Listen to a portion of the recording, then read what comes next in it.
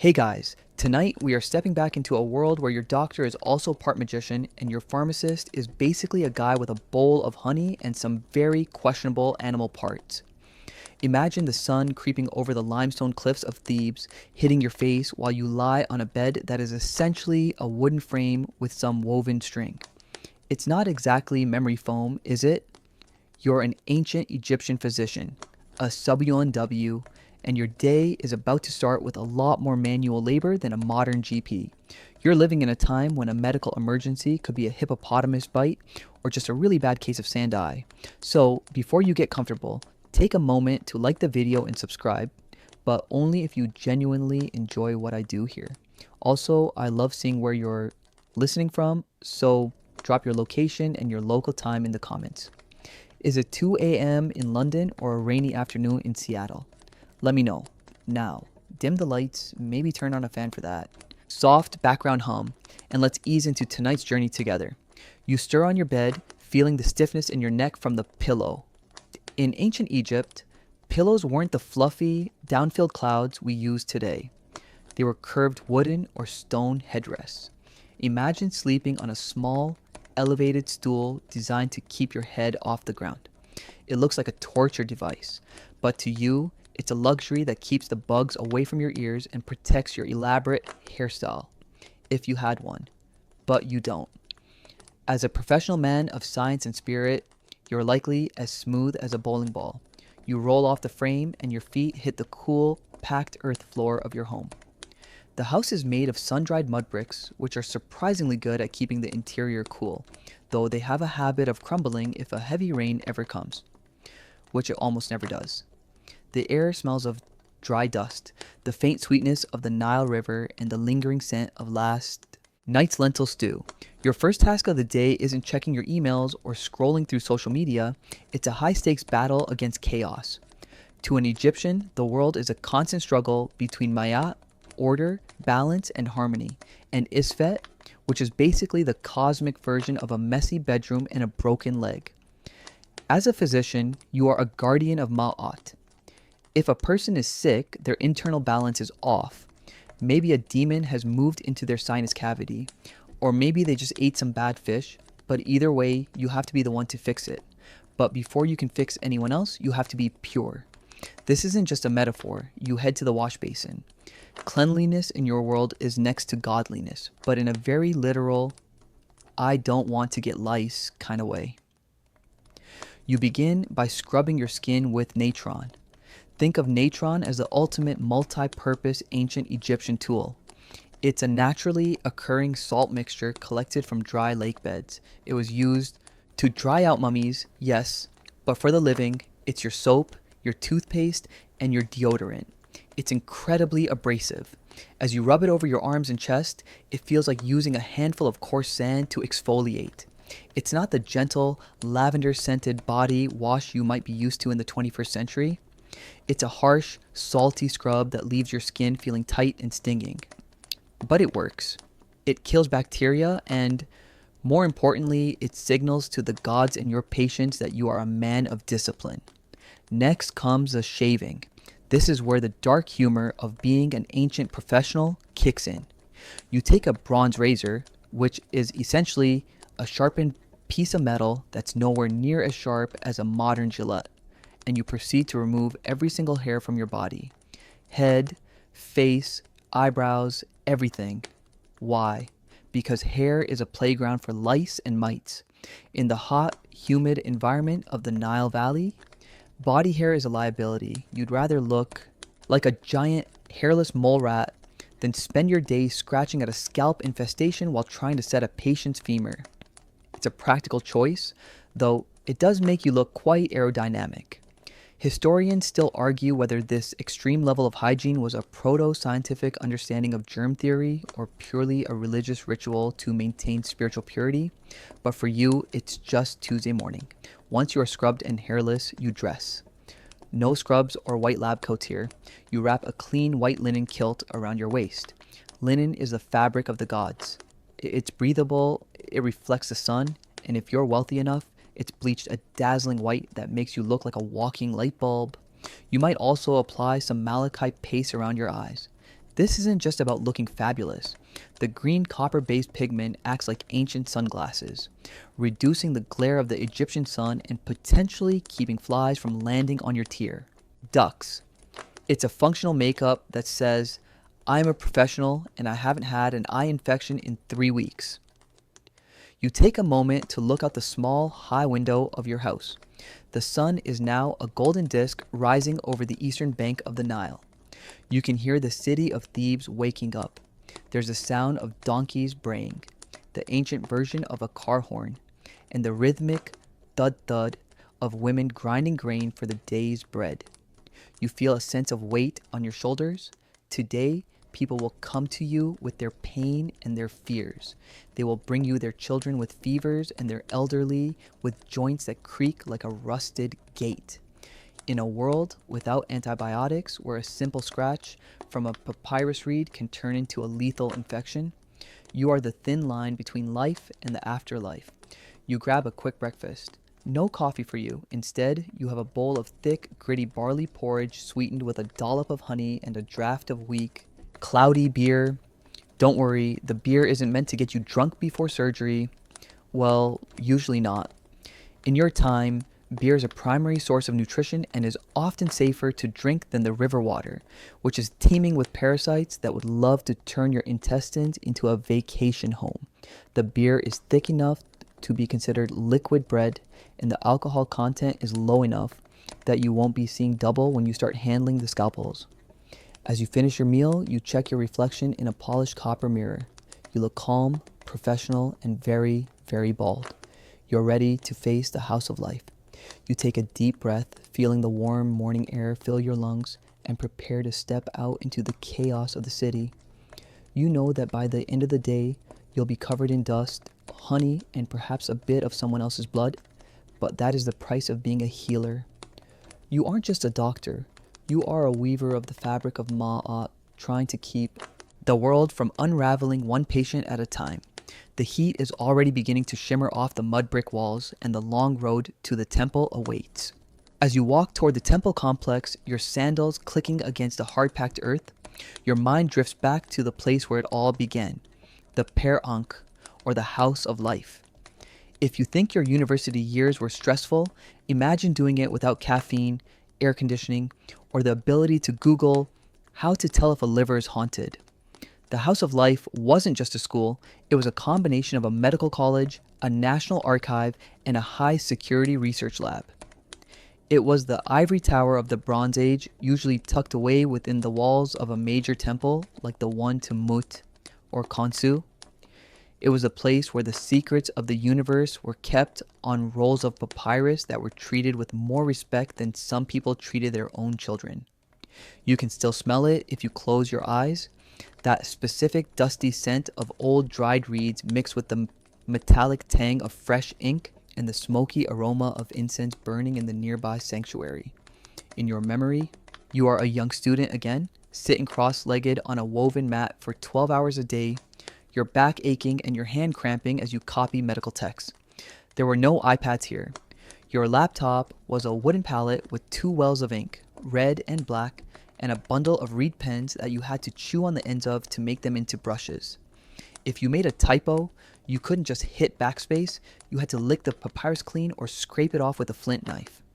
It was a tedious, thumb-numbing existence that makes a modern 8 a.m. organic chemistry lecture look like a spa day. The curriculum was a wild mix of what we would call real science and calling the spiritual manager. You spent years memorizing the Ebers Papyrus, a massive scroll over 60 feet long that contains about 700 magical formulas and folk remedies. This is a mainstream historical fact. The Ebers Papyrus is one of our oldest and most important medical documents detailing everything from how to treat a crocodile bite to how to get rid of a pesky case of dandruff. You had to learn it all by heart because in a crisis you couldn't exactly unroll 60 feet of paper to find the how to stop a hemorrhage section while your patient was decorating the floor with their internal fluids. But medicine in your world was incredibly specialized. You weren't just a doctor, you were part of a hierarchy that would make a modern hospital board dizzy. There were physicians for the eyes, physicians for the teeth, and even physicians who specialized in internal fluids. Here's a quirky, slightly fringe tidbit for you. There was actually a title called the Shepherd of the Anus. Yes, that was a real prestigious medical position.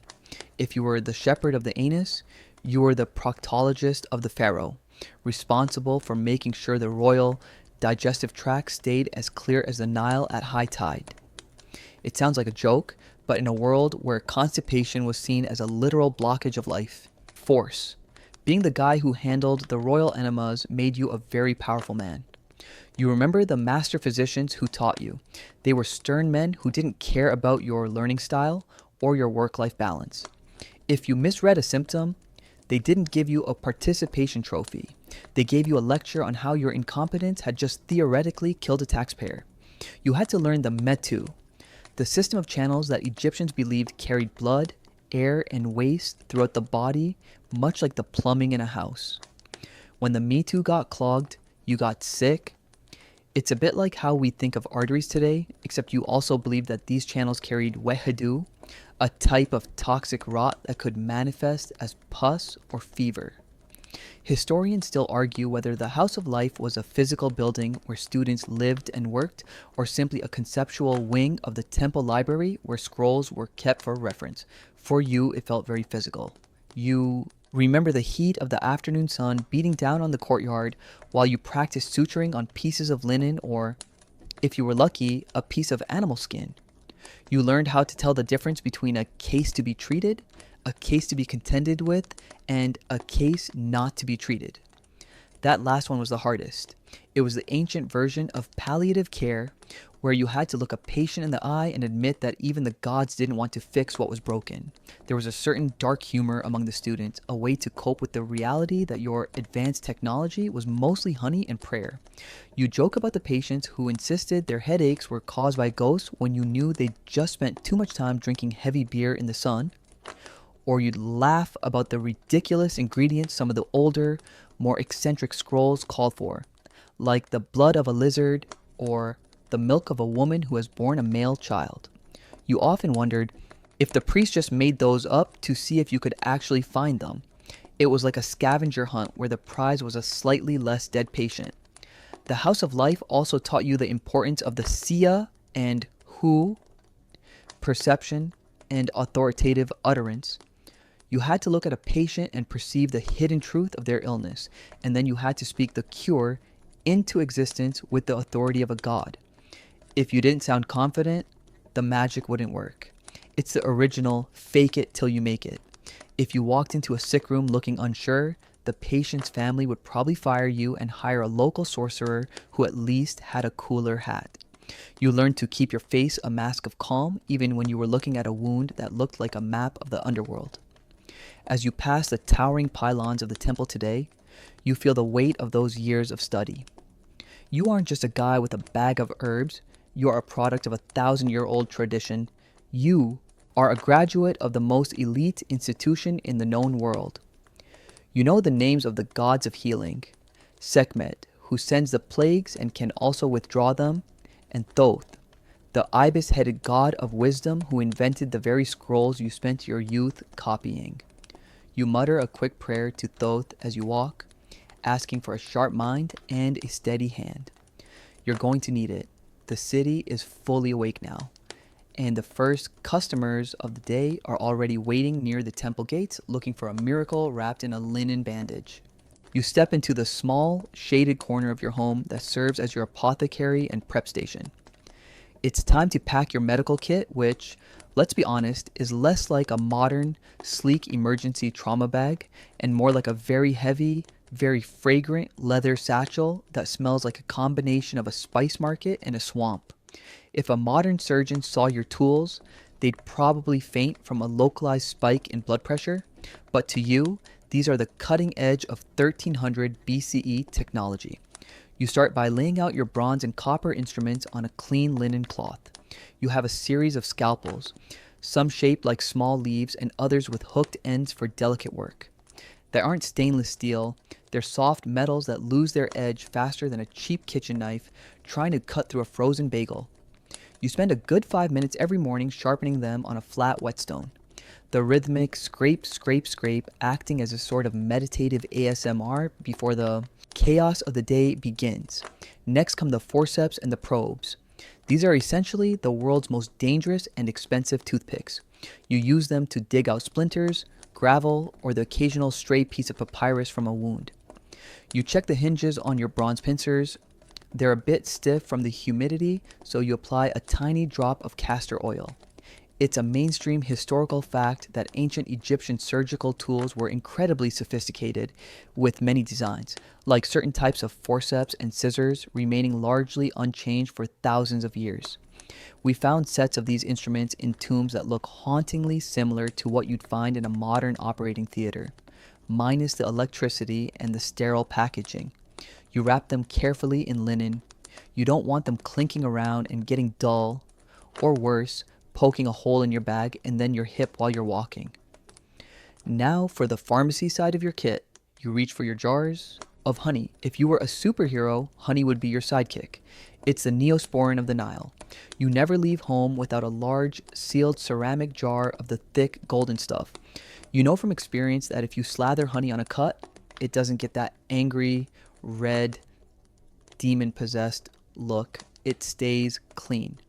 You don't know why it works. You think it's because the sweetness is pleasing to the gods of healing, but in reality, it's because honey is naturally antibacterial and creates a protective barrier. You also pack several rolls of lint, which is just teased out linen fibers. You use this to soak up blood or to create a soft packing for a deep wound. It's basically the ancient version of a gauze pad, though it's a lot itchier and leaves little white threads in everything. You move on to the more specialized ingredients. You have a small tin of malachite, a green copper ore that you've ground into a fine powder. It's great for eye infections, which are as common in Egypt as sand is, well, everywhere. You also have a jar of willow leaves, which you've discovered can help with aches and pains. You don't know that you're basically carrying a precursor to aspirin. You just know that chewing on these leaves makes a patient complain about their back slightly less. Then there's the quirky stuff. You grab a small pouch containing dried and powdered crocodile dung. Yes, you heard that right. While it sounds like a prank played by a rival physician, it's actually used in some of your more fringe treatments, specifically as a primitive form of contraceptive or to drive away particularly stubborn spirits. It smells exactly how you'd imagine, and you make sure that the pouch is tied very, very tightly. You don't want your whole bag smelling like a reptile's bathroom. Historians still argue whether the Egyptians intentionally used the antibiotic properties of certain molds found on bread, or if the inclusion of moldy bread in their medical recipes was just a happy accident of their environment. You, however, have a small loaf of yesterday's barley bread that's already starting to sprout a fuzzy blue-green coat. You tuck it into a side pocket. You've seen it work on skin ulcers before. Even if you're not entirely sure if it's the bread or the prayer you say, while applying it that does the heavy lifting. You also pack a few magical items. A small carnelian amulet of the Eye of Horus to protect against the evil eye, and a tiny bronze figurine of Bez, the protector of households. In your world, you don't just treat the body, you treat the soul, and if a patient thinks a piece of carved stone is going to help them heal, you're not going to be the one to tell them otherwise. Placebo effect? Maybe. But in a world without anesthesia, you'll take every psychological advantage you can get. You check your field manual, a small portable scroll that contains your most used incantations and recipes. It's your version of a smartphone loaded with medical apps. You can't remember every single spell for every single type of stomach ache. So having a cheat sheet is essential. You also make sure you have your reed pens and a small block of solid ink. Documentation is key. If you treat a wealthy client and they die, you'd better have a very good record, showing that you did everything by the book, literally. The House of Life doesn't take kindly to freestyling when a nobleman's life is on the line. Finally, you pack the heavy hitters, the resins. You have a jar of frankincense and another of myrrh. These are incredibly expensive, basically the designer drugs of your kit. They smell divine, sweet, woody, and slightly citrusy, and they're excellent for fumigating a room or making a healing salve that actually smells like something a human would want near their nose. You take a moment to weigh the bag. It's a solid 15 pounds of leather, metal, and sticky jars. You sling the strap over your shoulder, feeling the familiar pull against your collarbone. You're ready. You have the tools to cut, the honey to heal, the dung to, well, let's hope you don't need the dung today. You step out of your door and into the street, the morning sun now high enough to turn the white walls of the city into a blinding glare. Your first patient is a 3-mile walk away, and the sand is already getting into your sandals. Just another day in the most advanced medical system on Earth. You step out of your doorway, and the first thing that hits you isn't the majesty of the pyramids. Those are hundreds of miles away in Giza anyway. It's a smell. If you think your local city has a distinctive aroma during a summer heat wave, you haven't lived until you've walked the streets of Thebes at 8:12 a.m. It's a sensory cocktail of sun-baked mud, drying fish, open drainage, and the heavy, sweet scent of incense wafting from the nearby temple of Amun. It's like being inside a giant humid convection oven that someone accidentally dropped a spice rack and a bucket of bait into. You pull your linen kilt tight and start your commute. There's no subway here, and unless you're high-ranking nobility, your Uber is your own 2 feet. The streets are narrow, winding labyrinths designed to trap shade, not to facilitate traffic. It's a bit like trying to navigate a medieval European city, but with more palm trees and significantly more sand. You trudge through the fine, powdery dust that seems to have a magnetic attraction to your freshly natron-scrubbed ankles. This is the land of grit, and by the time you reach your first patient, you'll likely have enough silt in your sandals to start a small garden. You pass a group of laborers heading toward the docks. They're shirtless, their skin bronze and glistening with sweat, and you notice a few of them eyeing your medical bag with a mix of reverence and please don't come near me with that bronze knife energy. You're weaving through the morning rush hour, which in ancient Egypt consists of avoiding donkey carts and the occasional stray pig.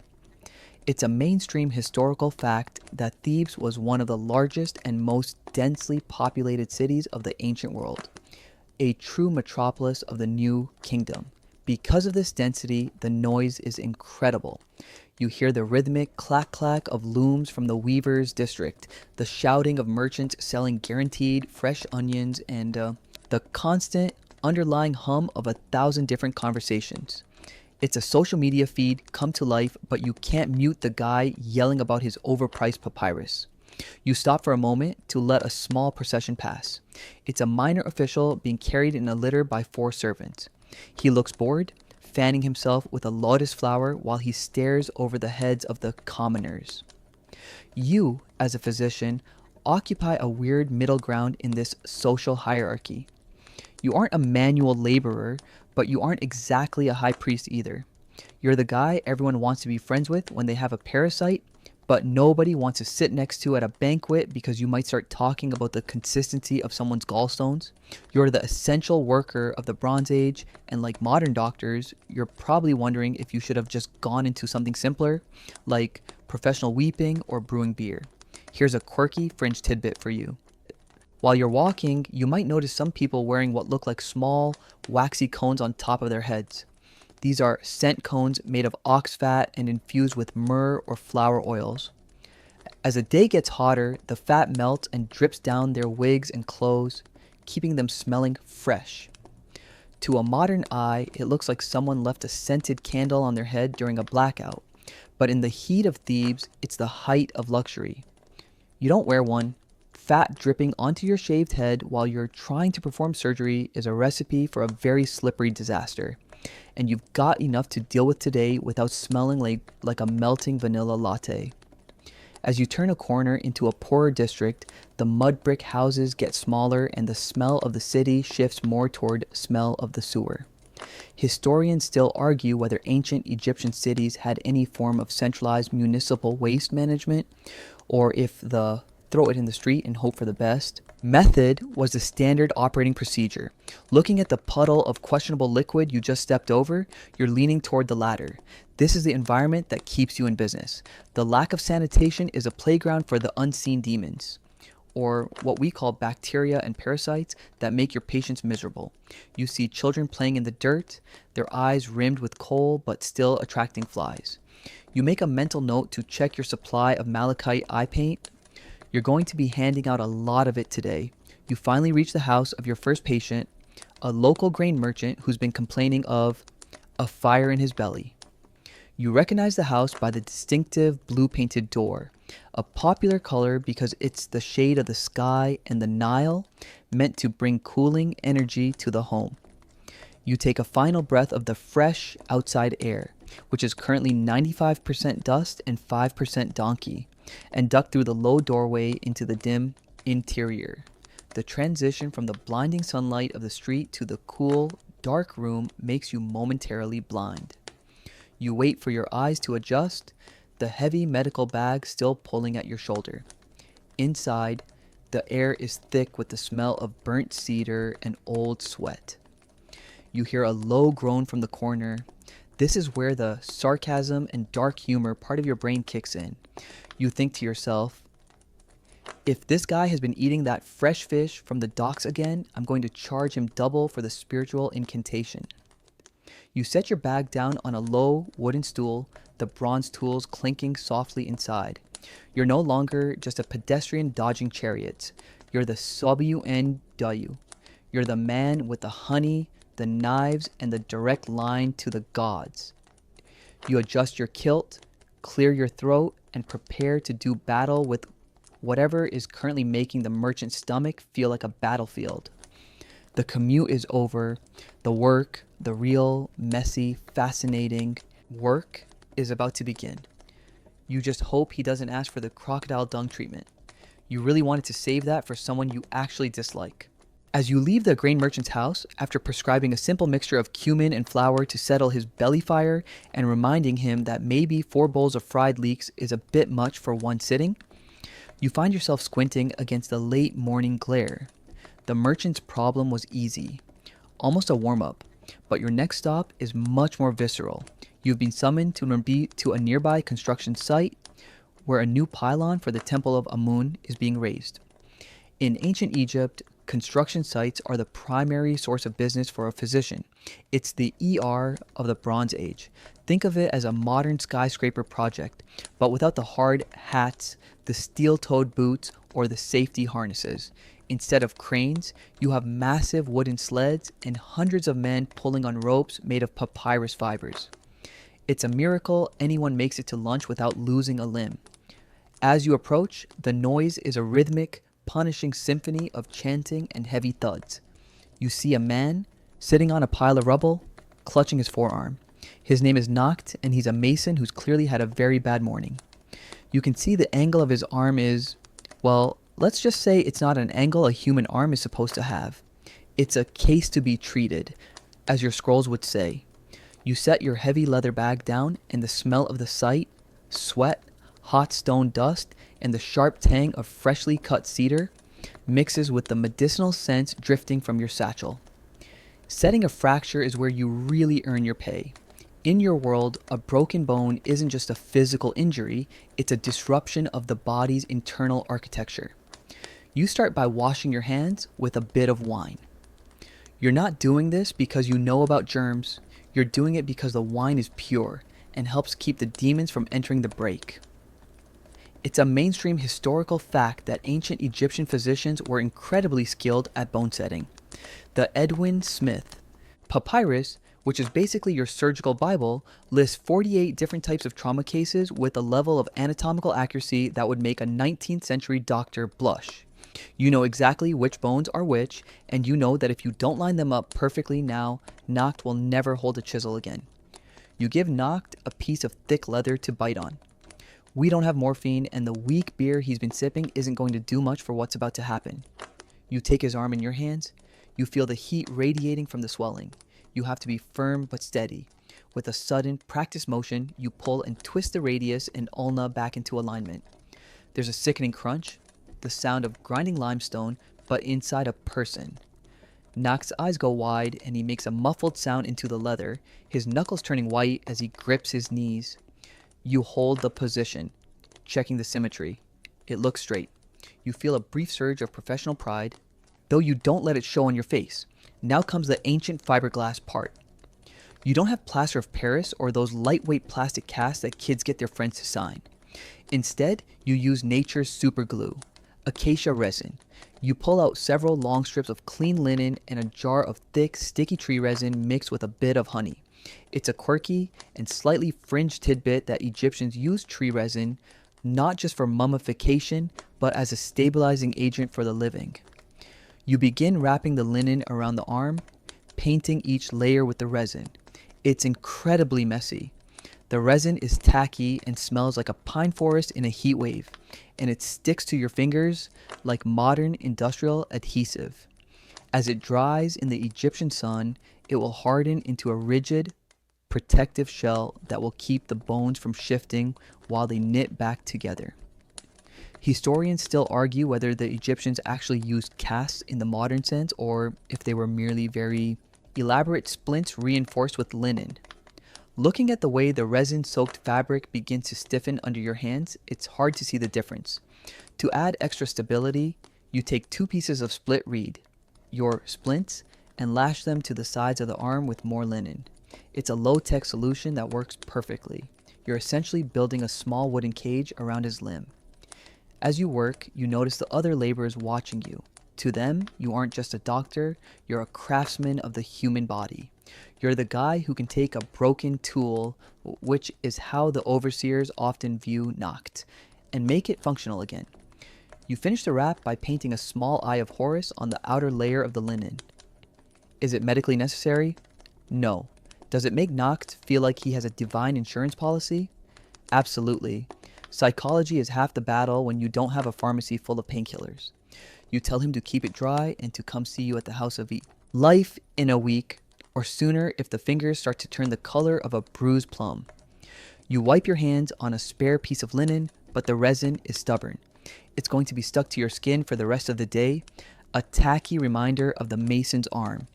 You pick up your bag, which feels slightly lighter now that the resin jar is half empty, but your shoulder still protests. The sun is now directly overhead, turning the construction site into a shimmering, white-hot furnace. You feel a drop of sweat roll down your hairless scalp and sting your eye. You need to find some shade and perhaps some of that eye paint you packed. The glare off the limestone is enough to make even a physician go blind if he isn't careful. You take a moment to watch Nock as he's helped away by his friends. He's walking with a grimace, but his arm is tucked safely against his chest in the resin and reed cocoon you built. You've maintained Ma'at for one more person today. You've taken chaos and turned it back into order. But there's no time to celebrate. You can see a young boy running toward you from the direction of the riverside villas. He looks panicked, waving his arms and shouting for a WNW. It seems your lunch break is going to have to wait. In this city, the ER never actually closes and the next case is already calling your name. You follow the young boy away from the limestone dust of the construction site and toward the lush green ribbon of land hugging the Nile. The transition is jarring. One moment, you're in a world of gray grit and screaming masons, and the next you're walking through a shaded palm grove where the air is noticeably cooler and smells of damp earth and blooming jasmine. The boy leads you to a sizable villa with whitewashed walls and a garden that looks like it belongs in a travel brochure for pharaonic paradise. But even here, in the lap of luxury, the unseen demons of Egypt don't discriminate. You're here because the mistress of the house, a woman named Itet, is suffering from what you call the sand fire of the eyes. In modern terms, she has a brutal case of conjunctivitis, or perhaps trachoma, and she's currently about as happy as a cat in a bathtub. You step into the cool interior of the villa. It's quiet, save for the rhythmic swish-swish of a servant fanning the air. You find Mistress Itet reclining on a daybed, her face partially covered by a damp linen cloth. When she lifts it, you wince internally. Her eyes are red, swollen, and weeping a thick, yellowish fluid that has dried into crusty layers on her lashes. It's a classic Egyptian ailment, the combination of relentless sun, constant windblown sand, and the ubiquitous Nile flies makes eye infections as common as sandflies at a picnic. To her, it feels like someone is rubbing a handful of hot salt into her sockets every time she blinks. To you, it's just another day at the office, though you've got to be careful. If you rub your own eyes after treating her, you'll be the one lying on a daybed tomorrow. You set your bag down and begin the ritual. First, you need to clean the area. You take a small ceramic bowl and mix a little bit of warm water with a drop of honey. You've noticed that honey doesn't just work on skin wounds, it's remarkably soothing for the eyes too. You take a fresh piece of lint and gently dab away the crust. This is the ASMR part of the job. Slow, methodical, and oddly satisfying once the lashes are finally free. You're working in the dark, essentially, using only the flickering light of a small oil lamp, which makes you feel more like a diamond thief than a doctor. It's a mainstream historical fact that ancient Egyptians were the pioneers of ophthalmology. They recognized dozens of eye diseases and developed specific pigments and ointments to treat them, understanding that the windows to the soul were also the most vulnerable parts of the body in a desert climate. Now comes the heavy lifting. The kohl. You pull out two small ornate stone jars. One contains galena, a dark gray lead ore, and the other contains malachite, that bright green copper ore you packed earlier. In your world, kohl isn't just about looking like a high fashion icon, it's a pharmaceutical necessity. Think of it as a combination of designer sunglasses, antibiotic ointment, and a bug repellent screen. You mix the malachite powder with a bit of animal fat to create a thick green paste. You apply this to the lower lid. The copper in the malachite is naturally toxic to many of the bacteria that cause these infections. Then, you use a small bronze applicator to swipe the dark galena along the upper lid. This helps absorb the sun's glare, much like the black grease paint football players wear under their eyes today. Here is where the quirky fringe tidbit comes in. While you're using minerals, some of your more traditional colleagues might suggest a recipe from the Ebers Papyrus that involves, wait for it, the fluid from a pig's eye mixed with red ochre and honey, or perhaps some fly droppings. Yes, the logic was that like cures like, or that the filth of a fly would somehow scare away the disease the flies brought. You tend to stick to the minerals, partly because you have a professional reputation to maintain, and partly because you'd rather not explain to a noblewoman why you're putting insect poop on her face. Historians still argue whether the lead in the galena kohl was actually beneficial as a low-level antimicrobial that boosted the immune system, or if the Egyptians were unintentionally giving themselves chronic lead poisoning for the sake of clear vision. It's a debate that won't be settled for another 3,000 years. So for now, you just keep painting. As you work, you notice Aitez's breathing slow down. The cooling effect of the fat-based ointment is starting to take the fire out of her eyes. You decide to add a bit of theatrical medicine to the mix. You lean in and whisper a short incantation to Thoth, the god who healed the eye of Horus after it was plucked out by Set. Let the darkness flee, let the light return as it did for the Great One. You murmur. You don't necessarily think the words are doing the chemical work, but you know that Mistress Aitet's stress levels are dropping, and a calm patient is a patient who heals faster. It's the original bedside manner, flavored with a bit of Bronze Age mysticism. You finish the application and give her a small jar of the green malachite paste to use over the next 3 days. You tell her to stay in the shade and to avoid the riverbank where the flies are thickest. You also suggest she has her servants wash the linen headrest covers in boiling water. A piece of advice that sounds modern but comes from your own observation that dirty houses breed red eyes. You stand up, your back popping after leaning over the daybed. The room is so quiet you can hear the distant, muffled sound of a river boat captain shouting at his crew. Mistress Aitet's husband, a minor court official, enters the room and hands you a small leather pouch. You can tell by the weight and the slight clink that it's not just copper deepens. There might be a silver ring in there. Treating the wealthy has its perks. You could probably buy enough beer to last a month with this, or finally replace that bronze scalpel that's starting to look a bit nicked. You offer a polite nod, secure your bag, and head back out into the light. Stepping out of the villa is like being hit in the face with a hot shovel. The contrast between the cool, dark interior and the midday sun is brutal. You immediately regret not putting some coal on your own eyes this morning. You trudge back toward the main road, your sandals sinking into the soft silt of the riverbank. You've treated a broken arm and a case of sandfire, and the sun hasn't even reached its peak yet. Your stomach gives a loud, unrefined growl, reminding you that your breakfast of gritty porridge was a long time ago. You wonder if there's a food stall nearby that doesn't have a fly problem, but as a physician, you know the answer is no. You'll just have to settle for whatever is least likely to give you the belly demons you'll be treating in someone else later this afternoon.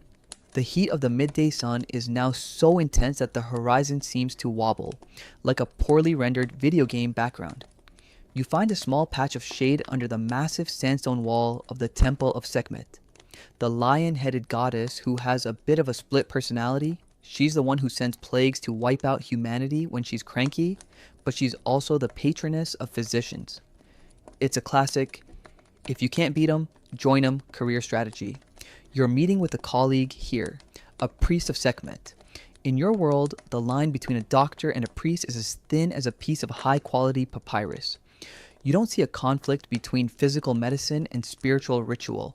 To you, using a copper scalpel without saying the right prayer is like trying to run a modern operating room without an electrical connection. You might have the hardware, but you've got no power.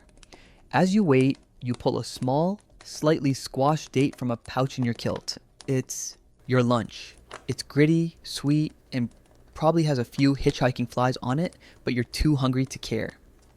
The priest emerges from the temple's inner sanctum, smelling of heavy frankincense and the metallic tang of sacrificial blood. He doesn't look like a scientist. He looks like a man who hasn't slept since the last lunar eclipse. You're here to consult him about a patient who isn't responding to your usual toolkit. This is a mainstream historical fact. Medicine and magic, or Heka, were inseparable in ancient Egypt. A physician wasn't just a technician. He was a mediator between the patient and the supernatural forces causing the illness. If the honey and the bandages aren't working, it's because a ghost or a demon has a particularly strong grip on the patient's Me Too, and you need the big guns to blow the spiritual doors off. The priest listens as you describe a young girl with a fever that won't break, no matter how much willow leaf tea she drinks. He nods, his eyes half closed. He suggests a ritual involving a small clay figurine of a generic demon, which you will then smash to symbolize the destruction of the disease. It sounds like something out of a low-budget horror movie, but you take it seriously. You also discuss the use of magical spells that involve spitting. Here is a quirky and slightly fringe tidbit for you. In ancient Egyptian medical practice, saliva was considered a potent magical substance. Some spells required the physician to spit on the affected area while reciting incantations, believing that the essence of the healer could physically drive out the essence of the sickness. It's the ultimate don't try this at home advice. And honestly, in a world before hand sanitizer, it's a wonder anyone survived a checkup. You exchange a few professional pleasantries, which mostly consist of complaining about the quality of the latest batch of natron and the rising cost of imported myrrh. Even in 1300 BCE, doctors love to talk shop and moan about the industry. Historians still argue whether these priests and physicians were two distinct professions that collaborated, or if everyone in the medical field was essentially a cross-trained priest-scientist with different specializations. For you, the distinction is meaningless. You are a sub-U and W, and your job is to make the person whole again by any means necessary, whether that's a copper knife or a loud shout at an invisible spirit. You take the clay figurine from the priest and tuck it into your bag, careful not to let it clink against your bronze probes.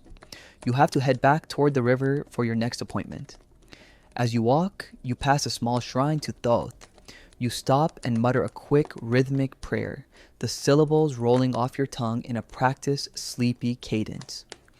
O Thoth, who knows the secrets of the heart, guide my hand and clear the girl's channels. It's a comfort, a bit like a modern surgeon taking a deep breath and visualizing the procedure before scrubbing in. It centers you. It reminds you that you aren't alone in this dusty, heat-soaked world. You have the support of the gods, even if those gods sometimes seem more interested in their own temple politics than in a laborer's broken toe. The sarcasm kicks in when you see a local street sorcerer trying to sell a guaranteed cure for baldness that involves rubbing a mixture of hippopotamus fat and snake grease on the head. You touch your own smooth, hairless scalp and smirk.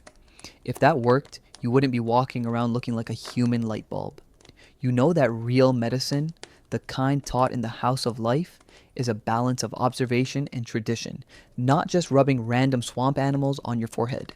But you also know that if you tell the sorcerer he's a fraud, his customers might turn on you. In Egypt, everyone has a side hustle in the supernatural, and it's best to just keep your head down and your colon straight. You reach the riverside again, the water of the Nile looking like molten silver under the afternoon sun. The humidity is rising, and you can feel the linen of your kilt sticking to your lower back. It's that time of day when everything feels heavy. The bag, your sandals, even the air itself.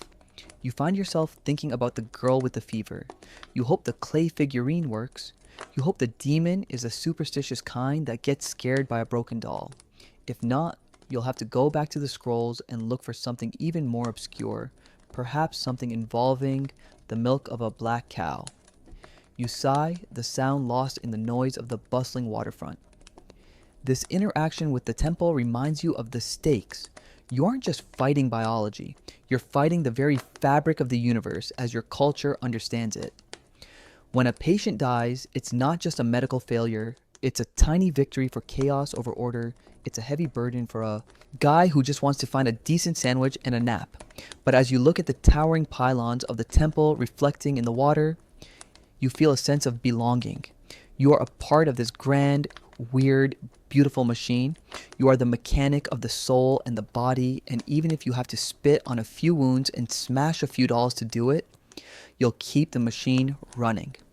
You take a final deep breath of the incense-laden air and turn toward the residential quarters. The belly demons are waiting, and they don't care about your lunch break. You leave the temple district behind, the sound of the chanting priest fading into a muffled hum as you head deep into the residential grid of Thebes. The streets here are narrower, the mud brick walls closer together, and the shade is a precious commodity that people fight over like the last piece of cake at a birthday party.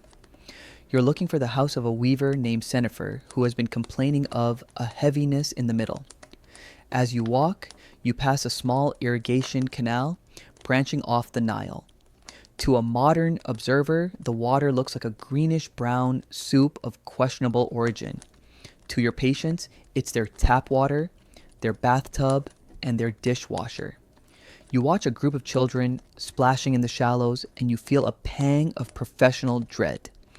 You know that water isn't just life. It's a high-speed delivery system for some of the nastiest demons in your medical scrolls. You reach Senifer's house and duck inside. The air is stagnant and smells heavily of damp wool and unwashed bodies.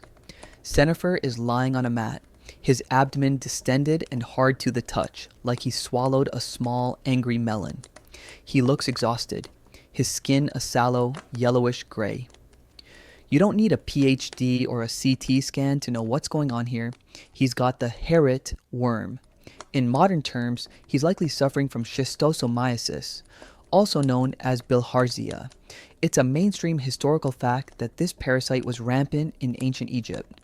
We found the calcified eggs of these worms in the tissues of mummies dating back thousands of years. It's a gift from the Nile that just keeps on giving. These tiny parasites live in freshwater snails and burrow through human skin when you step into the water, eventually setting up a permanent, rent-free residence in your liver and bladder. You sit cross-legged next to him and begin the examination. Your fingers press into his belly, feeling the internal organs. You compare this to a vibe check for the digestive system. If the metu, those internal channels you learned about in school, are blocked by waste or rot, the whole body starts to back up like a clogged drain in a cheap apartment. Cenifer groans when you apply pressure. You think to yourself, if I had a copper debit for every time someone got a parasite from this river, I'd be retired in a villa in Memphis by now. It's the ancient equivalent of telling someone not to drink the water in a country with a different bacterial profile. Except here, there is no safe water. It's all just different grades of smoothie textured bacteria. Now comes the fun part, the treatment. In your world, when the gut is blocked, you go for the nuclear option. You reach into your bag and pull out a jar of castor oil. This is the ancient Egyptian equivalent of a high-pressure garden hose for the intestines. You mix it with a little beer to make it slightly more palatable, though calling castor oil and warm, chunky beer palatable is a bit like calling a kick to the shins invigorating. You also add some crushed garlic and a bit of honey. Garlic is your heavy hitter for gut issues. You don't know about allicin or antimicrobial properties, but you know that things that smell that strong usually scare away whatever is living in the stomach. Here's a quirky and slightly fringed tidbit for you. The Egyptians were obsessed with internal cleansing. While we've mentioned the shepherd of the anus before, it's worth noting that the enema was considered a standard medical procedure for almost any ailment. You pull out a small hollowed out cow horn that has been polished smooth. This is your delivery device. You explain to Cenifer that you need to clear the rot from both ends to ensure the channels are fully purged. It's the ultimate vibe check. You can see the look of pure betrayal in his eyes, but he's too weak to argue. Historians still argue whether the Egyptians actually linked the Herit worm specifically to the stagnant pools and the snails, or if they simply viewed the worms as a spontaneous manifestation of internal decay caused by bad air or spiritual imbalance. For you, the why matters less than the how to get it out. As you prepare the concoction, you try to lighten the mood with a bit of your trademark's dry humor. Cheer up, Cenifer, you say, stirring the oily mess with a wooden stick. At least once this is over, you'll be the lightest man in the district. You'll practically float down the Nile. Just try not to swallow any of it this time. He managed a weak, pained smile. You know that the castor oil is going to make the next 6 hours of his life very eventful, but it might just flush enough of the parasitic load out to give his immune system a fighting chance. It's a brutal, messy, and deeply unglamorous part of the job. You aren't performing high-stakes brain surgery or saving the pharaoh from a chariot accident. You're just a guy in a linen kilt trying to help another guy not die of a stomach full of worms. You administer the oral dose first. Cenifer gags, the oily liquid coating his throat, but he swallows. You then move on to the more manual part of the treatment using the cow horn. It's a procedure that requires a steady hand and a total lack of a sense of smell. As you work, the heat in the small room becomes almost unbearable. The smell of the castor oil, the garlic, and the stagnant air creates a claustrophobic atmosphere. You feel a drop of sweat trace a line from your temple down to your jaw. This is the reality of ancient medicine. It's 10% magic, 20% minerals, and 70% dealing with things that most people would rather not think about while they're eating.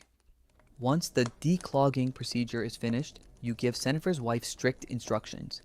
He is to drink only boiled water, which you tell her is to frighten the water demons with fire, and he needs to stay away from the canals until his strength returns. You also leave a small amulet of a sow, a symbol of Nut, the sky goddess, to be placed under his mat. It's supposed to protect the belly. You know the castor oil will do the heavy lifting, but the amulet gives the family something to focus on other than the sounds coming from behind the reed screen. You pack your tools back into your bag, feeling the familiar ache in your lower back. The shepherd of the anus would be proud of your technique, but you just feel tired. You step out of the house and back into the street. The sun is starting to tilt toward the west, casting long, distorted shadows against the mud walls. Your bag feels heavier now. Even though you've used up a good portion of your castor oil and honey, you have one more major stop before you can head back to the House of Life to log your cases. And it's one you've been dreading, the dentist. Well, you are the dentist. And in a land where the bread is 5% sand, the teeth are always a disaster. You take a long pull from your own water skin, the one you filled with beer this morning, and try to prepare yourself for the sound of grinding stone against bone. You leave the weaver's house, feeling the grit of the street beneath your sandals and, more annoyingly, the grit of your lunch between your own molars. In Egypt, sand is more than just a landscape feature, it's an ingredient. It's in the air, it's in your clothes, and it is most definitely in the bread. You trudge towards the outskirts of the market district to see a woman named Merritt, who has been sent to you by a local baker. The irony isn't lost on you. The bakers provide the problem, and you provide the very painful, very crunchy solution. If you think your modern dentist is scary with their high-speed drills and sterile waiting rooms, imagine a dentist whose primary tool is a steady thumb and a length of gold wire, and whose anesthesia is just a stern look and a prayer to the god of silence. You find Merritt sitting in the shade of a sycamore tree, clutching her jaw. She looks like she's trying to hold her face together. When she opens her mouth, you see the hallmark of Egyptian life.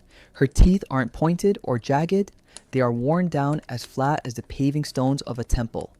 This is a mainstream historical fact. The ancient Egyptian diet was devastating to dental health because of the way flour was produced. Grain was ground on stone querns, and as the stone wore down, tiny particles of quartz and silicate mixed with the flour. Every loaf of bread was essentially a piece of 40 grit sandpaper. By the time an Egyptian reached 30, their teeth were often worn down to the pulp, leading to massive abscesses, infections, and the kind of pain that makes you want to go live in a cave and never speak again. You wash your hands with a bit of natron water, feeling the sting in the small cuts on your fingers. You peer into Merritt's mouth. One of her lower incisors is wobbly. It's swaying like a papyrus reed in a storm.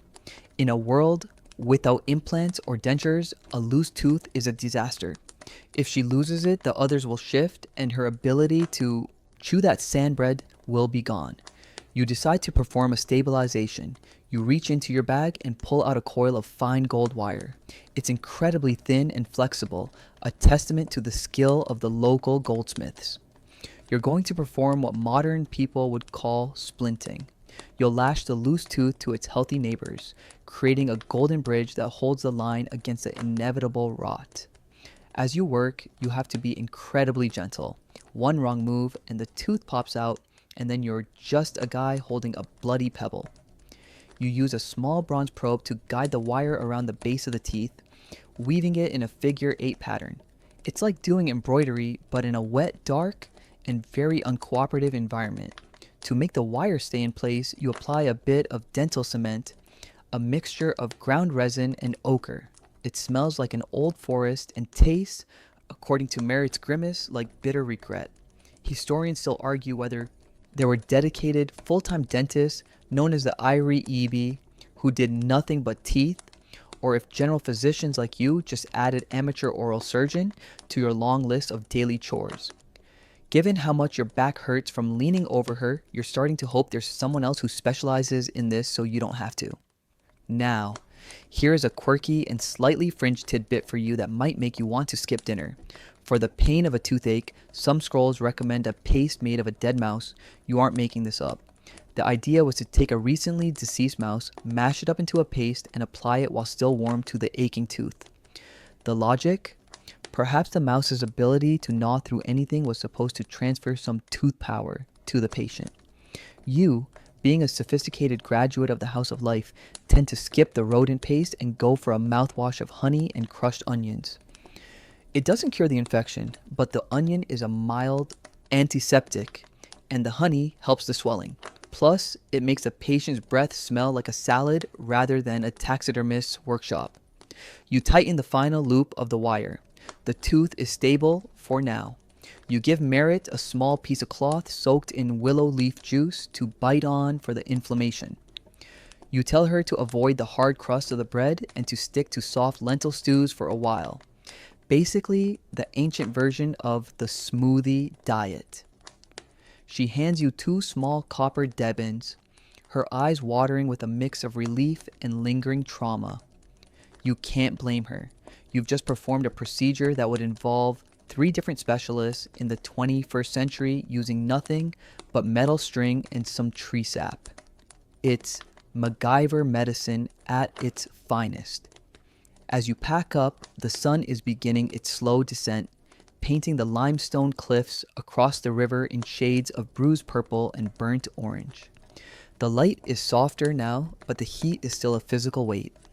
You feel the grit in your own mouth again and think about the mouse paste.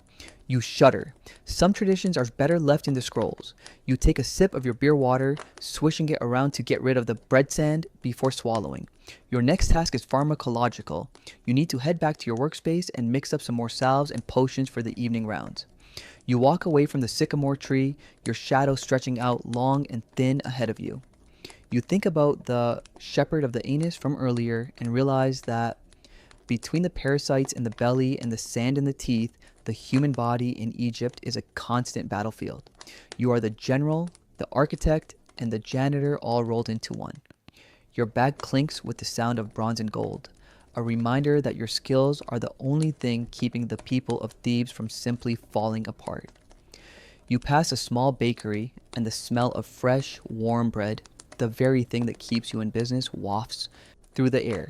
You love the smell, but you know that every bite is a ticking time bomb for someone's molars. You keep walking, the golden light of the afternoon fading into the hazy, dusty twilight of the city.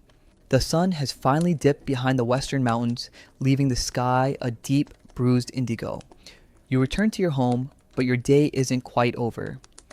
Think of this as your admin time, except instead of filling out insurance forms or screaming into the void of an electronic health record, you're standing over a stone table, grinding up lizard parts. Your workspace smells like a high-end perfumery that's been built inside a butcher shop. There's the sweetness of honey and myrrh, but underneath it is the heavy, oily scent of rendered ox fat and the sharp, metallic tang of dried blood. You are the original pharmacist, the mixologist of the Bronze Age, and your cocktail menu is designed to stop people from dying of sepsis. You start by preparing your base. In the modern world, you'd have petroleum jelly or synthetic creams. Here, you have animal fat. You take a lump of grease, usually from a cow or a goat, and place it in a small ceramic bowl over a charcoal brazier. As it melts, it turns into a clear, viscous liquid. This is the carrier oil for almost every ointment you make. It's messy, it's sticky, and if you get it on your linen kilt, that stain is staying there until the next reincarnation. You remember that crocodile dung remedy from earlier?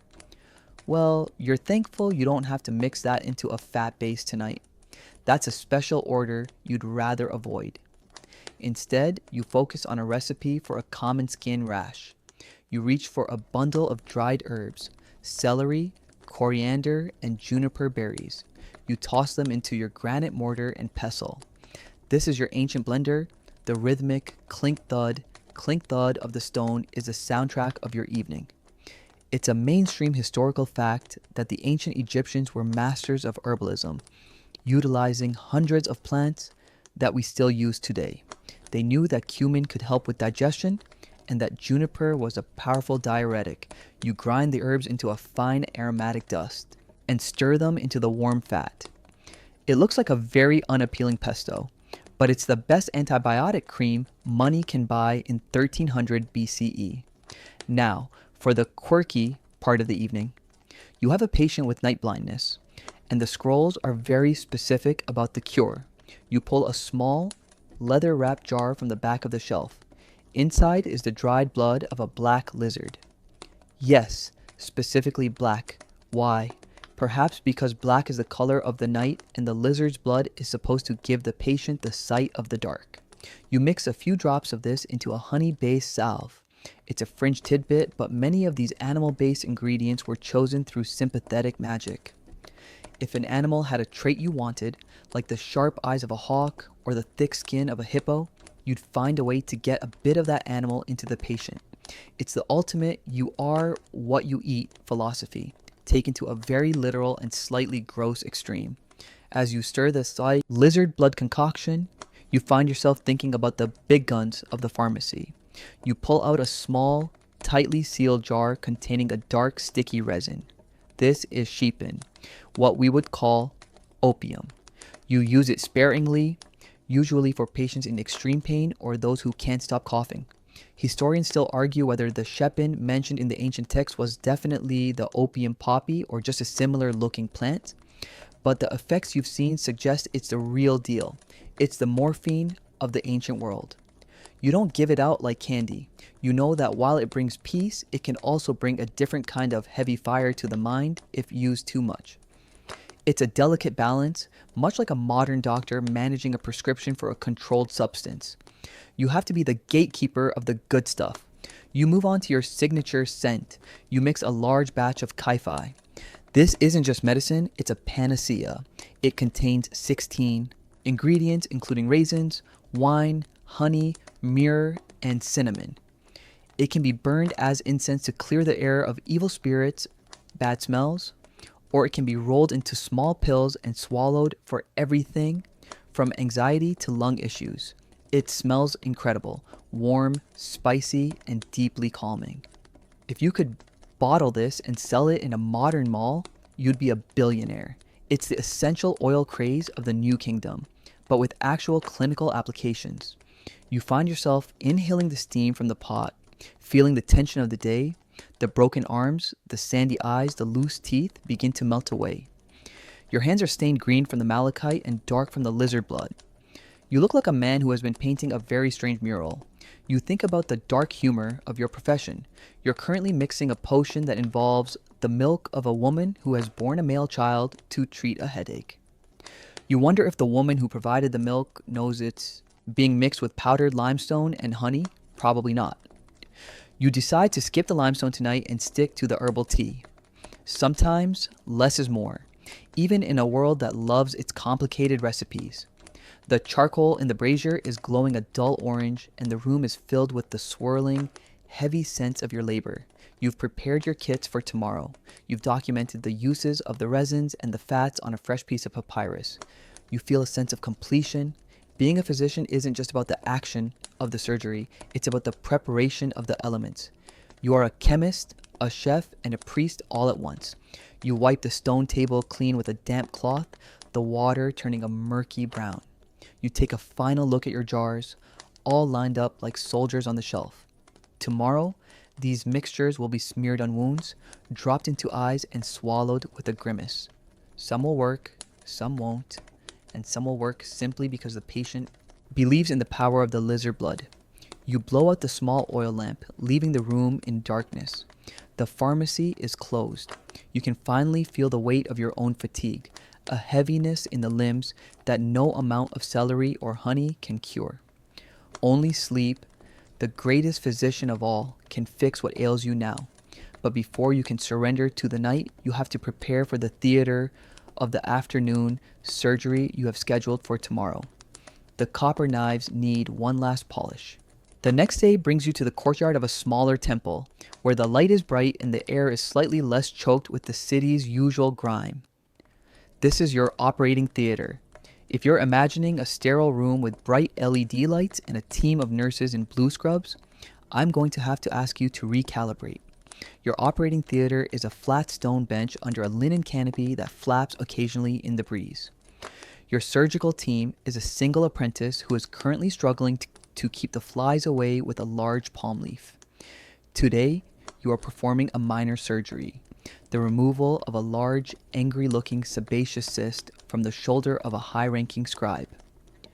In your world, surgery is a last resort, but when you do it with a level of precision that would make a modern doctor nod in approval, even if they'd be horrified by the lack of gloves.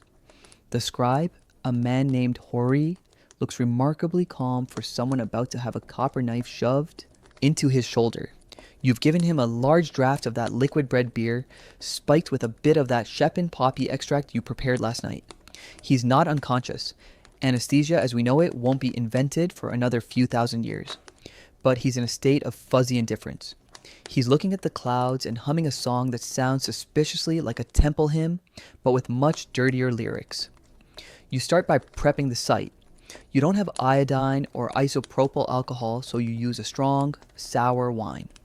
It's a mainstream historical fact that ancient Egyptians used wine and vinegar to clean wounds, intuitively understanding their antiseptic properties long before the germ was a concept. You scrub the area until the skin is pink and raw, hoary, barely flinching.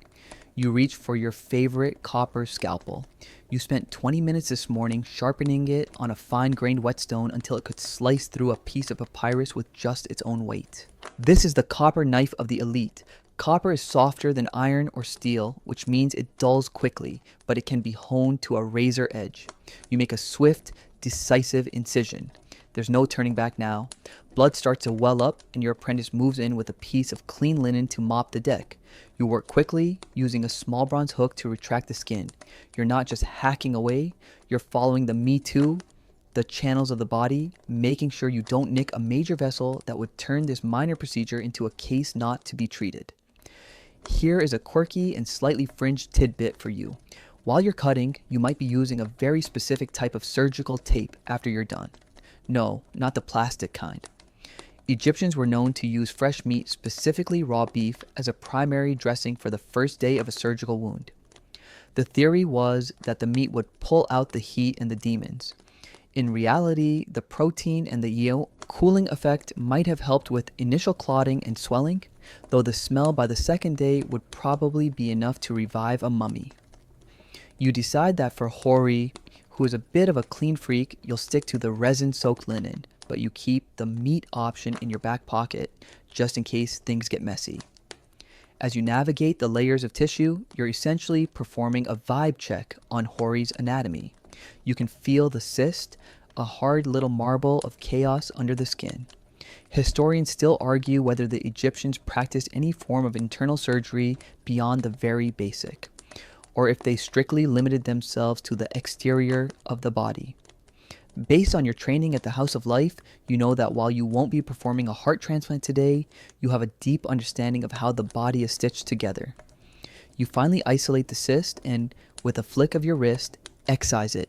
You hold it up for a second, a tiny grayish trophy, before tossing it into a ceramic jar.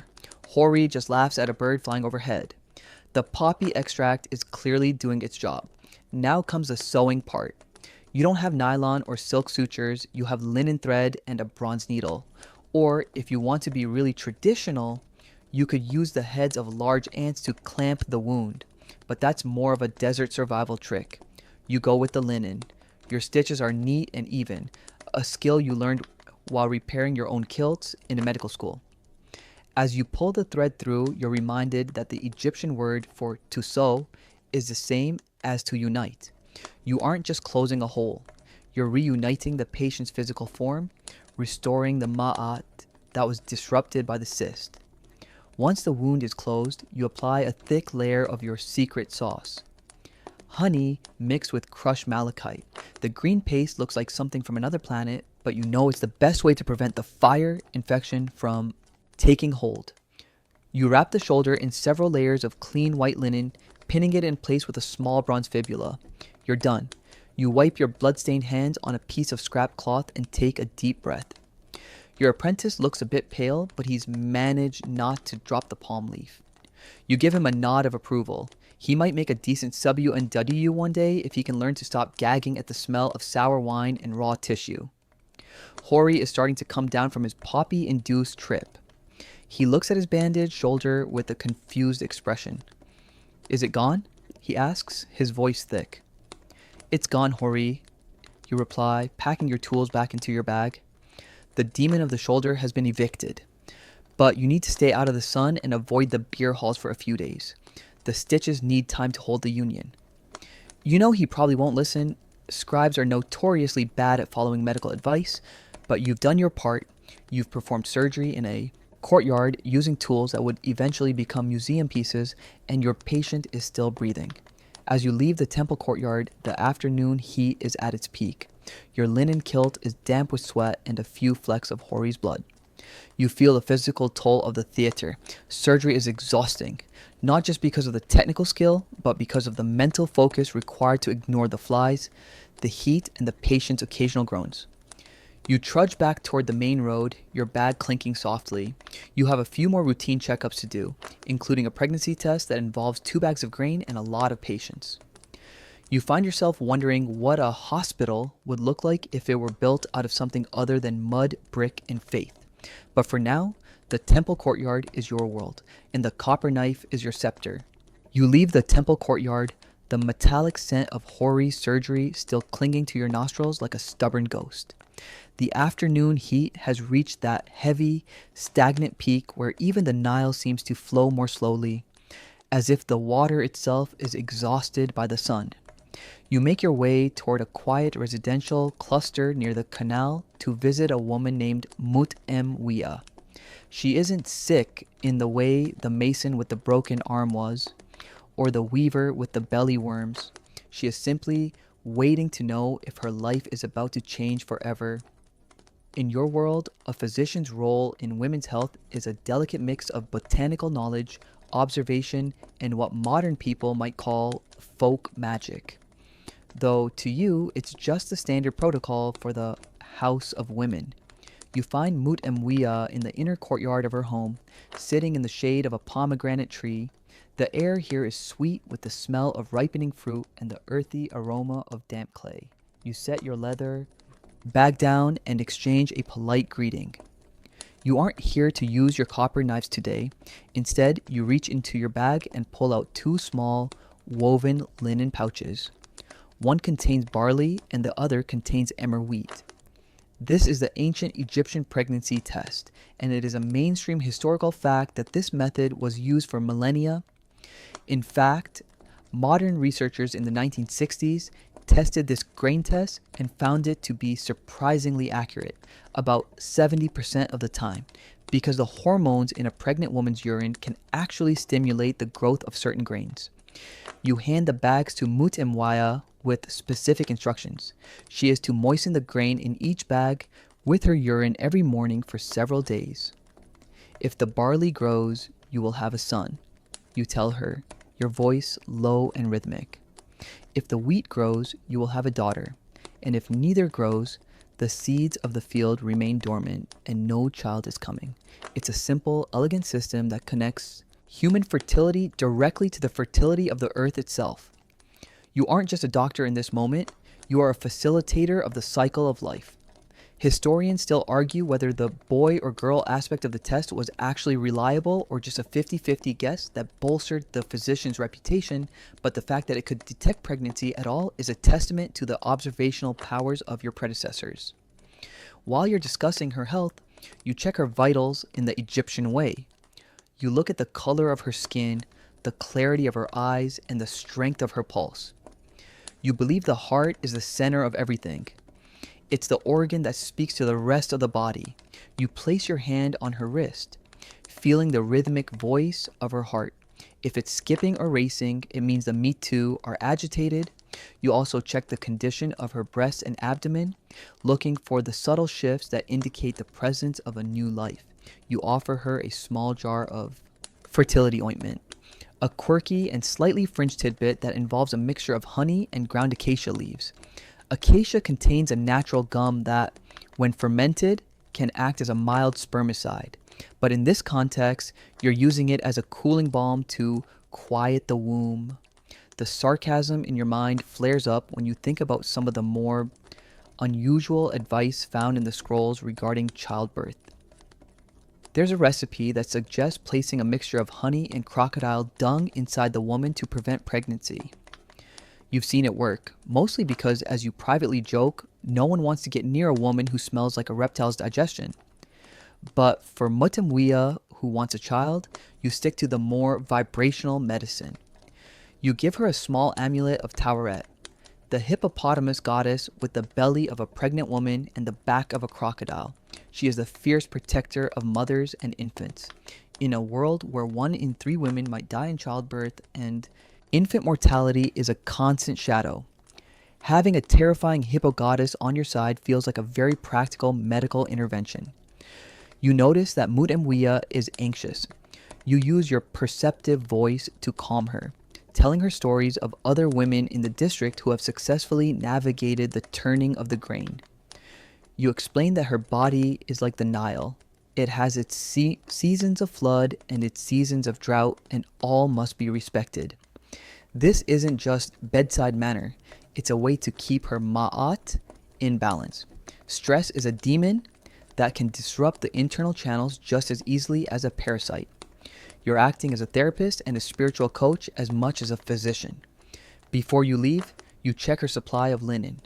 You remind her to keep a store of clean bleached cloth ready for the birth. You also suggest she keep a jar of frankincense nearby to sweeten the air when the time comes. The smell of birth in a mud brick house in a 100-degree Egyptian summer is something your medical scrolls don't adequately prepare you for. You've learned through experience that a little bit of high-quality resin goes a long way in keeping the spirit and the physician's stomach stable. You take a final look at the grain bags. In a few days, the sprouts will tell a story that will change this household forever. You pack your things and stand up, the sun now casting long, golden fingers across the courtyard. Mutemwiya gives you a small loaf of fresh bread, mercifully low on sand, and a handful of dried figs as payment. You accept them with a nod. Not every payment is in copper or silver. Sometimes the Swan Dow is paid in the simple sustenance of the people he serves. As you walk back toward the street, you feel a sense of quiet satisfaction. This part of the job is less about the theater of surgery and more about the whisper of life. It's a reminder that your skills aren't just for fixing what is broken, but for nurturing what is growing. The street outside is getting busier as the commute home begins for the city's workers. The air is thick with the scent of evening fires and the lowing of cattle being driven in from the fields. You have one last stop on your way back, a quick check-in at the local construction overseer's office. There's a rumor of an accident near the new obelisk. And in your experience, rumors of an accident usually mean someone is currently lying in the dust with a crushed foot. You pick up your pace, the heavy bag thumping rhythmically against your hip.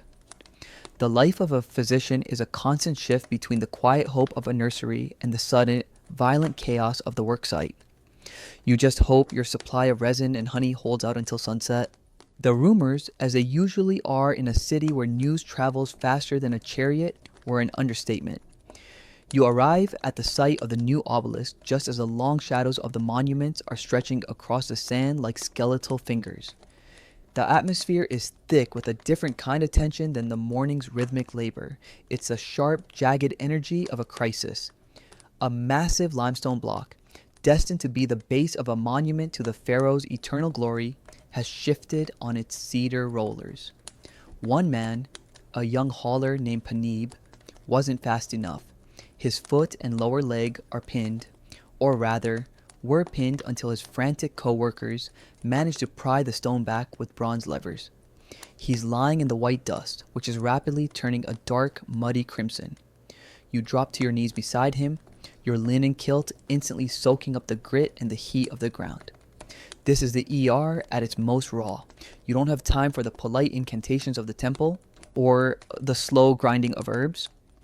You need to stop the leak in his life force before he slips away to the hall of truth. You reach into your bag and pull out a thick roll of linen and a jar of that heavy, sticky resin you used on the mason's arm yesterday. Remember that crocodile dung sunscreen we joked about? This is the moment where you are glad you have the heavy hitters instead of the folk remedies. You apply a pressure bandage using the linen, wrapping it with the strength born of adrenaline. Historians still argue whether the ancient Egyptians had a clear concept of the circulatory system as a closed loop, or if they simply viewed blood as one of many fluids that flowed like the Nile. But looking at Peneb, you don't need a theory. You see the banks of his internal river have burst.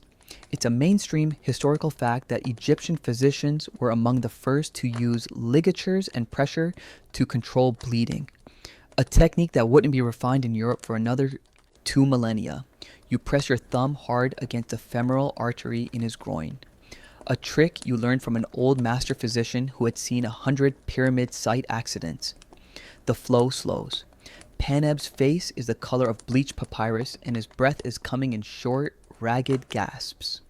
Now for the quirky part of emergency trauma. To keep Paneb from going into shock, what you would describe as the heart retreating into its house, you have your apprentice hold a piece of smoldering cedar wood near the man's nose. The sharp, pungent smoke is meant to alert the spirit and keep the base soul from wandering off. It's a Bronze Age version of smelling salts. You also sprinkle a little bit of powdered malachite directly into the open wound. It looks like you're seasoning a piece of meat, but you know the copper in the mineral will act as a chemical cautery and a barrier against the invisible rot. As you work, the overseer stands over you, his shadow long and imposing. "Can he be fixed?" he asks, his voice devoid of empathy, concerned only with the production schedule. You look up, your face streaked with dust and sweat. "He is a case to be contended with," you reply, using the technical grading system from the Edwin Smith papyrus. It means he's in the maybe category. If you can stop the infection and the bones aren't completely powdered, he might walk again. If not, the shepherd of the anus won't be the only one with a specialized title. You'll be the cutter of limbs by morning. You decide to use a fringe technique you once heard about from a traveling physician from the land of the Hittites. You take a small bronze needle and, instead of just sewing the skin, you attempt to knit the deep muscle tissue using fine strands of animal gut. It's incredibly difficult in the fading light. Your eyes are stinging from the dust and the smoke of the cedar. You find yourself whispering a frantic, rhythmic prayer to Sekhmet, not the plague-bringer version, but the Lady of Life who can stitch a soul back into a body. Hold the thread, Great Mother. Don't let the knot slip. The dark humor of the situation strikes you as you realize you're essentially performing a high-stakes embroidery project on a human being while 100 laborers watch you in silence. It's the ultimate live performance. If you succeed, you're a God-touched healer. If you fail, you're just a guy who got blood on his favorite kilt. You finish the deep stitches and then apply a thick poultice of, yes, you guessed it, moldy bread and honey. This antibiotic sandwich is your last line of defense. You wrap the whole mess in more resin-soaked linen, creating a rigid, protective boot. Paneb is still with you, though his eyes are rolled back. You tell the other workers to lift him onto a wooden litter and carry him to the House of Life. He needs to be in a place where the demons of the dirt can be kept at bay with constant fumigation. You stand up, your knees cracking like a dry reed. Your hands are covered in a sticky mixture of blood, honey, and resin. You look like you've been wrestling with a very messy beehive. The sun has finally disappeared, leaving a faint orange glow on the horizon. The workday is officially over for the city, but for you, the shift has just entered its most exhausting phase. You trudge along behind the litter, your bag feeling like it's filled with lead. You think about the fragility of the people who build these eternal monuments. They spend their lives moving stones that will last for 5,000 years, yet their own bones can be crushed in a heartbeat. You're the one who tries to make the people last as long as the stones, or at least long enough to see their children grow. It's a heavy irony to carry. As you enter the gates of the temple complex, the cool air of the evening finally begins to settle. You face a broken arm, sandfire eyes, belly worms, and a crushed leg.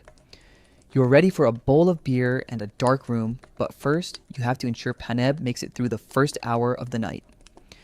The theater of the day is over, but the watch of the night has just begun. You finally leave Paneb in the care of the night shift acolytes at the House of Life, their flickering oil lamps casting long, dancing shadows against the walls of the infirmary.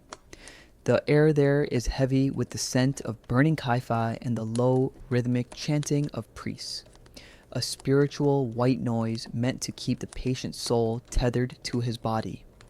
You step out into the courtyard, and for the first time in 14 hours, the world is quiet. Your own body feels like a statue carved from heavy basalt, stiff, cold, and etched with the day's labor. But before you can surrender to the siren song of your wooden headrest, there is one final sacred duty: the record keeping. In ancient Egypt, if it isn't written down, it didn't happen. And more importantly, the next generation of W&W won't learn from your mistakes or your triumphs. You find your way to the library wing of the temple, a place that smells of dry earth and the sharp, vinegar-like tang of fresh ink.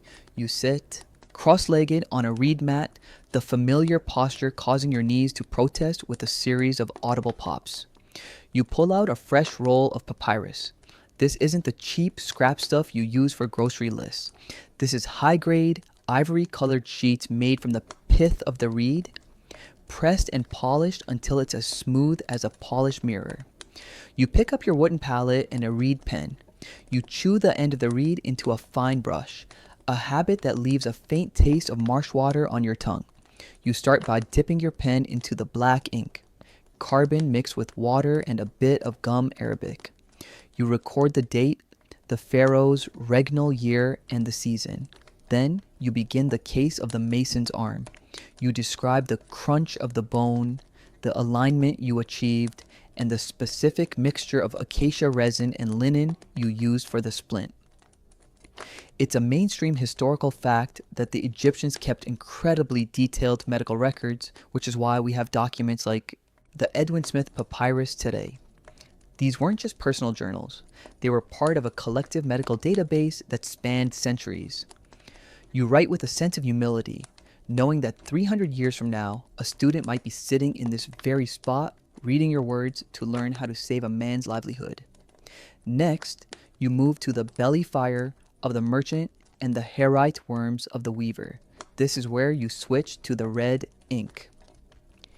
In Egyptian scribal tradition, red ink was used for headings, dosages, or to highlight particularly dangerous symptoms.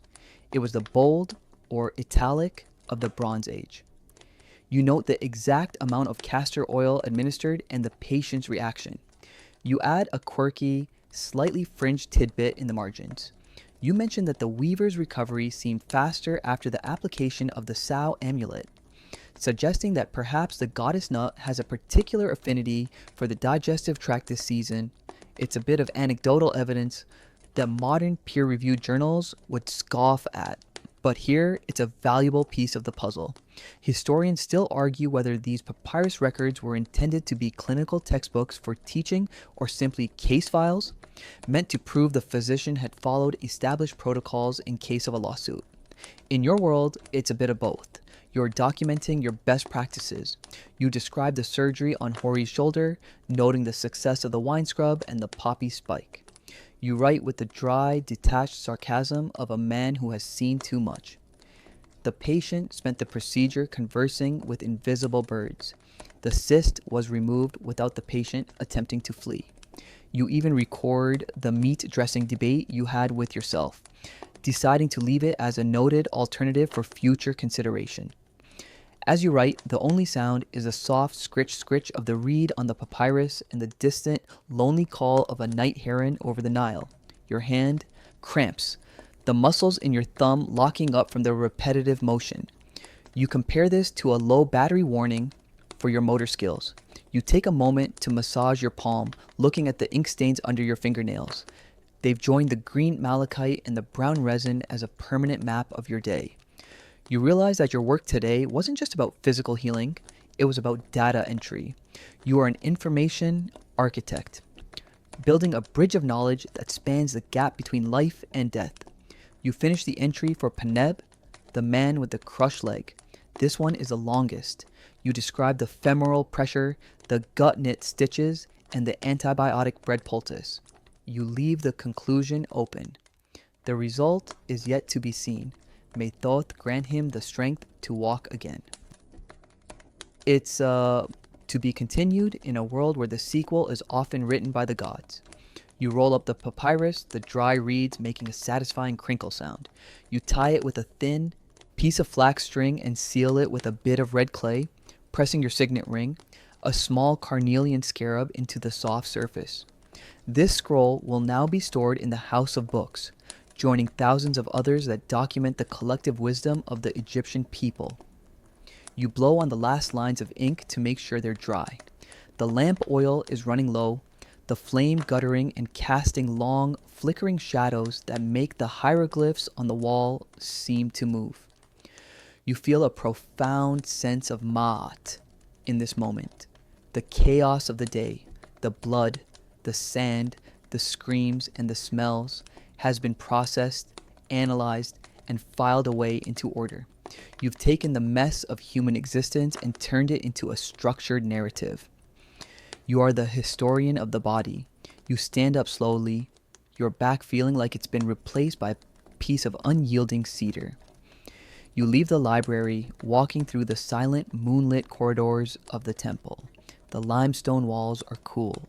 To the touch now, a sharp contrast to the baking heat of the afternoon.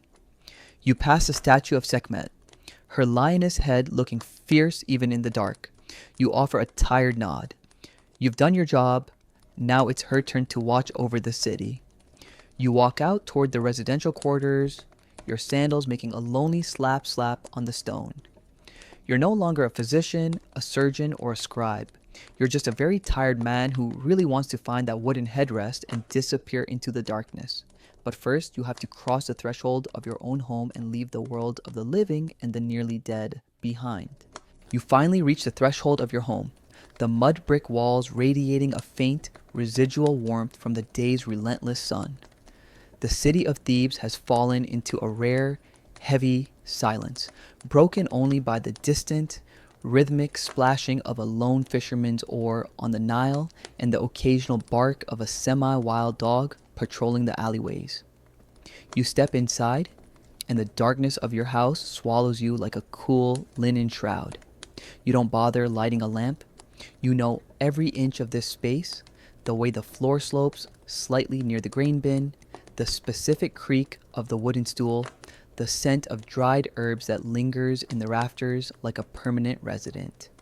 You are home, and for the first time in nearly 20 hours, no one is asking you to stop a hemorrhage or explain why their elbow is clicking. You set your medical bag down on its accustomed shelf. It lands with a heavy metallic thud, the bronze tools inside clinking together one last time. That bag has been your shadow all day, a 15-pound burden of responsibility that has left a deep red furrow in your shoulder. You rub the sore muscle, feeling the grit of dried sweat and dust flake off under your touch. You move to the wash basin and pour the last of the water over your hands.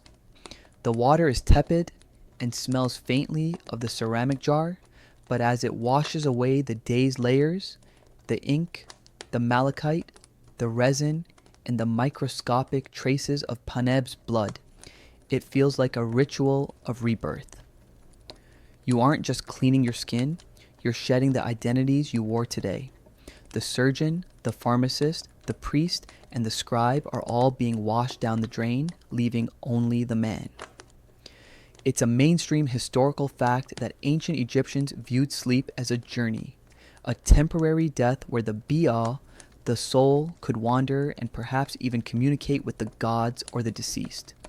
To you, sleep isn't just a biological necessity, it's a spiritual recharge. You need this time in the twilight lands to process the trauma you've witnessed. You think about Paneb and the way his eyes rolled back when the cedar smoke hit his nostrils. You think about the golden wire in Merritt's mouth and the grain bags in Mut and Muia's courtyard. You've touched so many lives today, literally and figuratively, and the weight of those connections is what makes your limbs feel like they're made of lead. You take a final sip of beer, the dregs of the jar, thick and slightly sour, and move toward your bed. You lie down on the woven frame, the string surface giving just enough to be comfortable. You reach for your headrest, that curved piece of wood that looks so uncomfortable to an outsider but feels like the only stable thing in a world of shifting sand. You settle the base of your skull into the groove. It keeps your head elevated, allowing the cool night air to circulate around your neck and keeping your hairless scalp from sticking to a flat surface. Here is a quirky fringe tidbit. Some physicians believe that by sleeping with the head elevated, the wehedu, the toxic rot, would stay in the lower body, preventing it from rising to the brain and causing madness or stroke.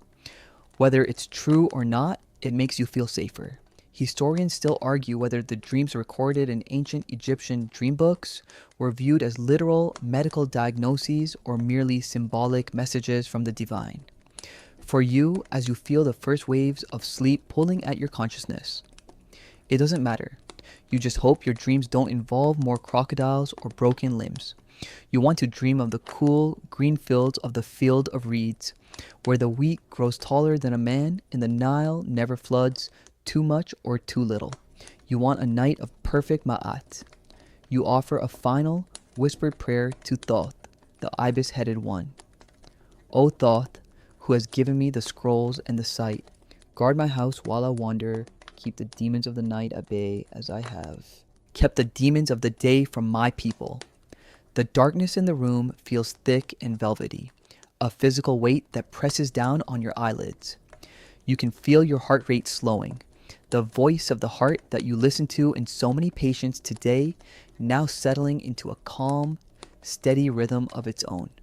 Your breathing deepens, matching the slow, ancient pulse of the land itself, the city of Thebes, with its towering temples, its crowded markets, its sand-filled bread, and its brilliant, copper-wielding healers is fading away. The memory of the sun's glare is replaced by the cool, silver light of the moon reflecting off the temple pylons. You are drifting now, leaving the world of bronze and linen for the world of shadows and stars. As your consciousness slips away, the sounds of the world dissolve into a soft, indistinct hum. The heavy scents of myrrh and natron fade, replaced by the neutral, comforting smell of home. You've done enough. You've maintained the balance for one more day. The fractures are set, the eyes are painted, the bellies are purged, and the records are sealed.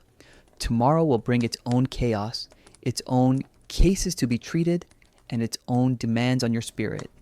But tomorrow is a lifetime away. For now, there is only the silence, the cool air, and the deep, restorative embrace of the night. You are the Suagun and W, the healer of Thebes, and you have earned your rest. Now, as the moonlight creeps across your floor, let the weight of your own day begin to lift. Feel the bed beneath you, solid and supportive, just as the physician felt his woven frame. The air in your room is cool, the sounds of the modern world outside, the distant hum of traffic or the rustle of leaves fading into a rhythmic, soothing background. Your journey through the dusty streets of ancient Egypt is over. The heat of the sun, the smell of the incense, and the clink of the bronze tools are all becoming distant echoes, like a story told long ago. Imagine yourself walking away from the city toward the quiet banks of the Nile. The water is still, a mirror for the stars above. The reeds are silent. There is no more work to be done, no more records to write, no more pain to soothe. You are stepping into a place of perfect stillness. Let your muscles relax, starting from your toes and moving up through your legs, your back, and your shoulders.